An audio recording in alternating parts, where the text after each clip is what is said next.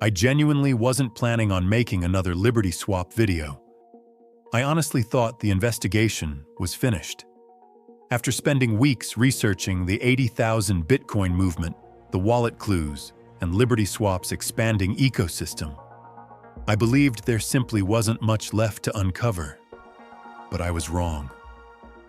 While digging through a forgotten Hex Telegram archive from 2018, I found something that completely changed the direction of my research.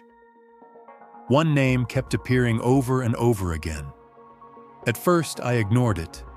Then I realized that same developer is now the lead developer of one of Ethereum's largest privacy protocols, a protocol that's deeply integrated into LibertySwap's ZKX wallet. And when I connected that discovery with everything we've uncovered in the previous videos, I realized this wasn't just another random finding. It was another public connection that fits into a much bigger investigation. Before we get into the new evidence, let's quickly revisit something many people have probably forgotten. Back in 2022, Richard Hart publicly announced that he was looking for developers to build an Ethereum wallet. At the time, it looked like just another roadmap item. Most people probably never thought about it again. Neither did I. Until now. While browsing an archived Hex Telegram group from before Hex even launched, one name kept appearing over and over again. Kieran Mesquita. At first, I didn't think much of it. Large crypto projects have dozens of contributors. But the more I scrolled, the more obvious it became that Kieran wasn't just another community member. On June 25, 2018, Kieran writes, "I'm in the process of launching it now."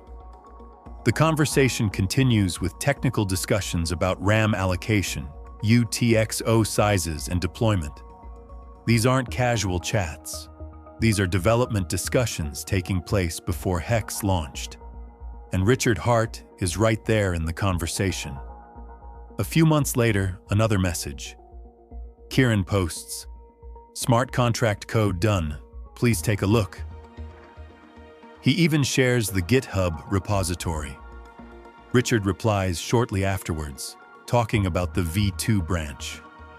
Looking back today, these archived conversations clearly show that Kieran was actively involved in Hex early development alongside Richard Hart.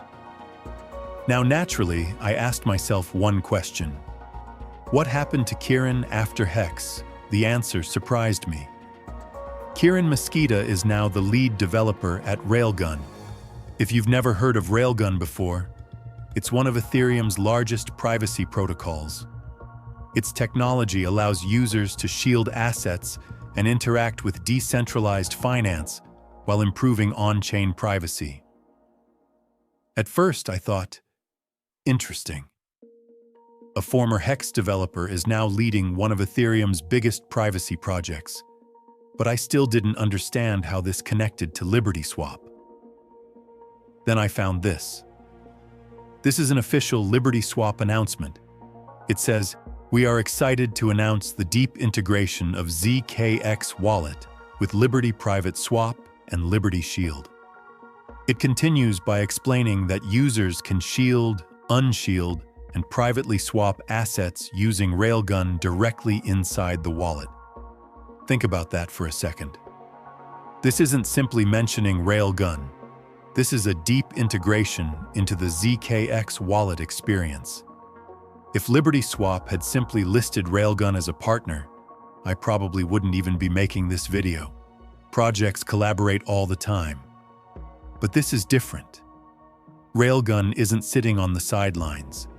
It's built directly into the wallet experience itself. That's what immediately caught my attention. So I stepped back and looked at the bigger picture. Richard Hart publicly wanted to build a wallet. Richard Hart worked alongside Kieran during the early Hex development. Kieran later became the lead developer of Railgun, and Railgun is deeply integrated into LibertySwap's ZKX wallet. Does this prove Richard Hart is behind LibertySwap? No. not on its own. And I want to be completely honest about that. But what it does provide is another connection, another publicly verifiable piece that fits into a much larger investigation. If you've watched my previous videos, you'll know this isn't happening in isolation. We've already covered the 80,000 Bitcoin movement. We've already looked into the wallet clues. We've already explored the LibertySwap ecosystem. Now we can add another historical developer connection to that growing list. One thing I've learned after researching crypto for years is that major discoveries almost never come from a single piece of evidence. They come from patterns, public records, archived conversations, developer histories, technical integrations. One clue means very little. But when independent clues continue pointing toward the same ecosystem, the same technologies, and sometimes even the same people, it becomes increasingly difficult to ignore. I'm not asking anyone to accept my conclusions. I'm simply showing publicly available information.